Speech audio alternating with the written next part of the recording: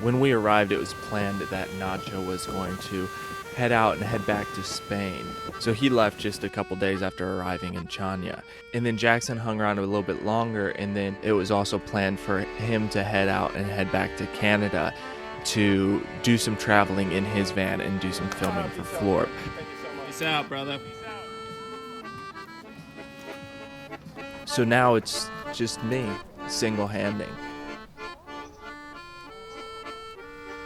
I've been looking forward to single-handing for a while now. I've been wanting to spend more time practicing single-handing and seeing what all I am capable of on this boat by myself, because I'm confident I can handle quite a bit, but I haven't actually done very much single-handing. Being that it's fall, the wind is starting to change, and we've been getting some southerly winds as well as some westerlies. And right now we've got a good westerly blow that will basically be set for perfect sailing to Santorini. It'll put me on a broad reach, so I'll be sailing just a bit downwind. This will be the longest by far single-handed sail that I've ever done.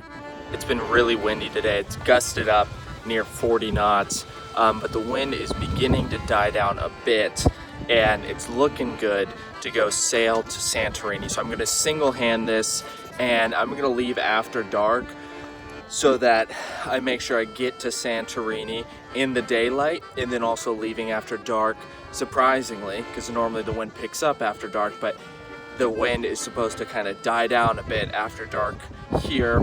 Once I get out to sea, be around 20-25 knots instead of around 25-30 knots, which it is right now out at sea. Last thing I need to do is go get provisions. I just need to do another grocery run, but everything else I'm done with. Filled water. Okay, it's 11:30. I just woke up. I got 1.5 hours of sleep. The wind has died back a bit, at least here in Chania, so it should be much easier to get out.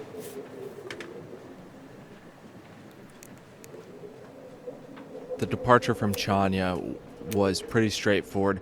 It was a bit windy, but I had set the boat up so that the wind would be blowing me off the dock so that it would be easy to cast off.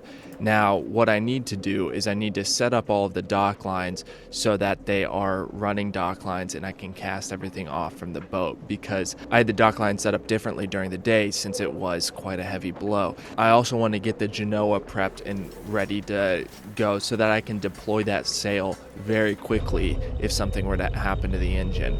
Okay, got it set up to where I just have 2 running dock lines. Everything else is put away. Wind looks great, 94 nautical miles. Here we go.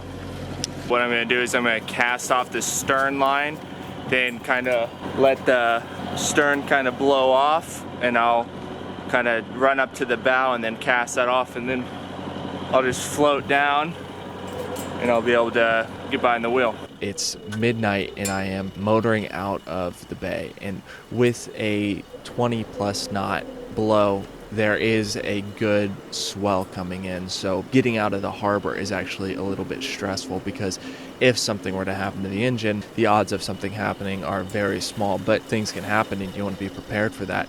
But if something were to happen to the engine, I would have very little time and very little space to maneuver, so I get out as fast as I can. All right, we have cleared the breakwaters. We have made it out of Chania. That right there was the most difficult aspect. My plan is, with this amount of wind, I should be able to sail all the way to Santorini on just the Genoa, which will make the whole process a lot easier, because I can control the Genoa completely from the cockpit, and it is much easier to reef since it is furling. So if the wind picks up, I can just furl in some of the sail instead of having to go up to the mast and drop the mainsail some to reduce the sail. I've never been alone on a boat out at sea in the dark before.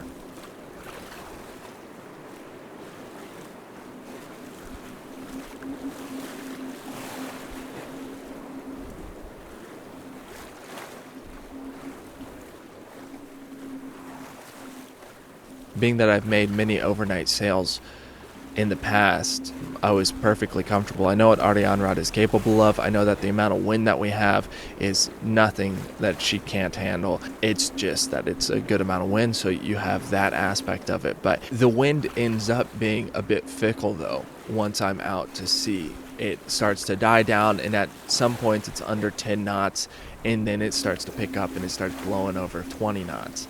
And at one point it starts gusting up close to 30 knots, and I have to wake up and reef the Genoa quite quickly because it is blowing us off course. I'm able to handle that quite easily, and within 5 minutes we're back on course and Aegean rod is properly canvassed. This was all very straightforward. The only thing was the sleep schedule that was different. The main thing people wonder when you're single-handing in the night is, how do you sleep? And the way that I did it was I would set a timer for 15 minutes, and then I would wake up every 15 minutes and check to make sure we weren't going to hit anything and the wind hasn't changed and everything is good. But I was quite on edge pretty much all night, and so I would generally wake up within 10 minutes, look at my phone, and still have 5 minutes left on the alarm. I would check around, and then I would reset the alarm for another 15 minutes. And then when it became light, I slowly increased the length of the alarm to get to 25 minutes so that I could start getting an actual chunk of sleep. Living on a sailboat is really intense. It's kind of extreme in every way. If it's not extreme in weather, it's extreme in interpersonal relationships, right? Because when you're on a sailboat, if you have crew, especially on my boat, because there's only 2 doors. There's the door to the forward cabin and there's the door to the head. The rest of the boat is completely open. You're with whoever's on the boat 24/7 in a tiny amount of space, in an environment that is unfamiliar and potentially life-threatening. And so you have to depend on each other in a way that you don't have to depend on people living on land. When crew leaves and I'm able to spend time alone, it's extreme in the opposite direction. Done a total of about 53 miles so far, 42 left to go, and if we're able to keep up our speed, we should be able to do that in like 7 hours, which will put me there just around 5 p.m. I've probably spent more time alone than most people my age because I did solo travel for a long time, and then I lived in a van traveling by myself. I have become quite familiar with being alone. There are many things about being alone that I really enjoy and I think are beneficial for me. There becomes a period when being alone becomes not good for me because I am a human, and humans, as we are social animals. I want to tell you about what I think the benefits of being alone are. First, we need to kind of figure out what does it mean to be alone, because if you spend time alone by yourself, but you're constantly receiving input via social media, movies, TV shows, podcasts, audiobooks, music, then you're not really alone because you've been filling that space with digital media. Those things have to be removed in order to actually experience what being alone is. And in those times, it's just a practice of experiencing life as it is. Because humans, we self-medicate. There's something about the way that we live life in modern society that is not healthy. I can't pinpoint it to one specific thing, but I think generally people feel this, that modern civilization is not necessarily designed for the health of the individual. If you have a great community and a social circle, then I think most of the negativity is negated, but that's not the priority of modern civilization. It's 4 o'clock now. Sun sets at just after 7, so we've got just about 3 hours until the sun sets. 14.5 miles, do it at 4 knots. We're looking at being there after sunset. We do it at 5 knots, and we get there right at sunset. So, if at 2 hours we are not closer than 5 miles, then the engine is coming on, no matter what.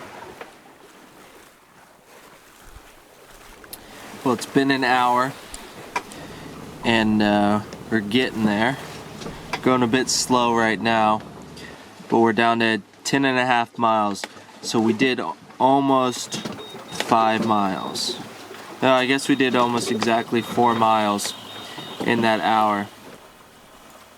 If you listen to any mystics of pretty much any religion, one of the core principles that they fall back on that is necessary in order to live a correct life is the necessity of stillness. That in the stillness and in the quiet is where you hear the voice of God. That is where you get your direction.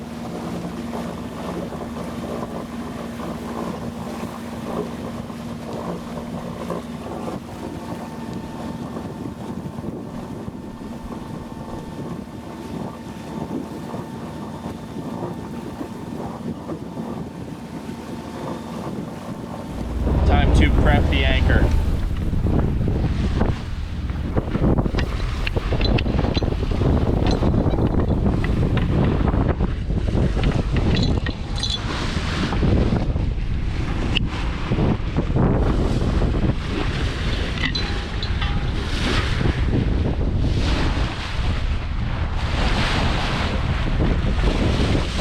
Now to just find the right depth. I'm looking for just under 7 meters. Ideally more like 6 or 5. The chart says we should be at more like 6 meters here, but 8 meters is fine. Can't see anything. That looks like a patch of sand there. Kind of hard to tell at this time of day. I'm gonna go ahead and go for it. Dropping anchor.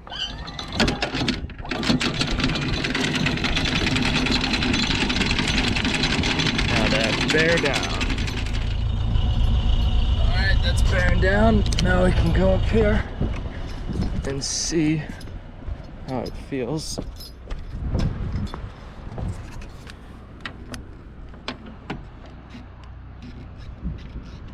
Firm. No vibrations.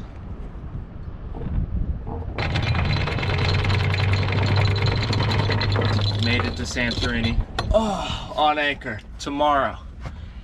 Go around the island and go check out the actual volcano.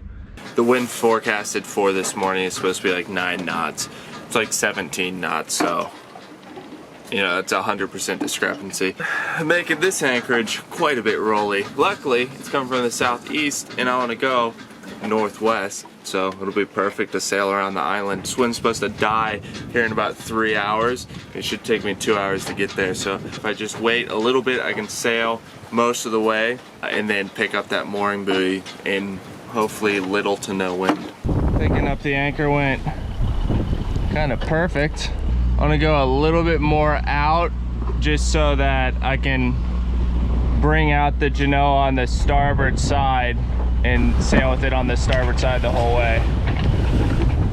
Beautiful.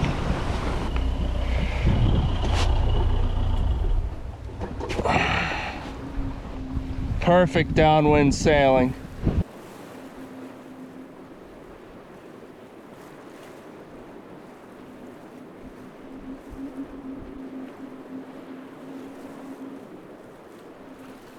Five miles to go, get there in about an hour. Hopefully this wind will start to die by then, because as of right now, all it's done is picked up.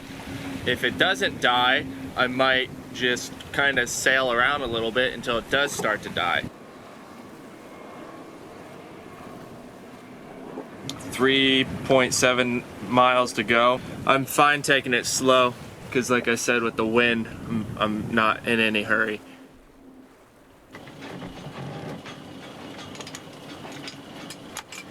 The wind has died a little bit already, maybe 5 knots, so it's going about 15 instead of 20. Tacking.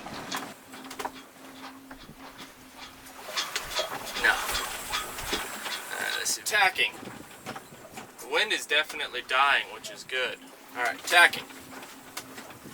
Yep. Come on.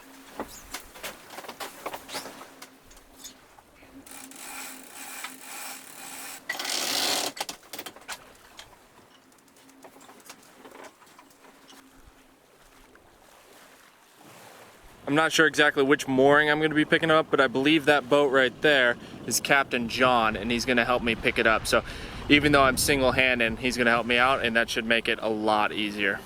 Yeah, it's us. Calimera. Good, good. All right. Well, there we go. That was pretty easy. I just paid for 2 nights, so I'll be on this mooring for 2 nights and then maybe move on, but see what happens. See about going into Santorini, checking out the town and all that kind of stuff. But he's got a restaurant right here that is supposed to be pretty good and worth the visit, so might end up doing that.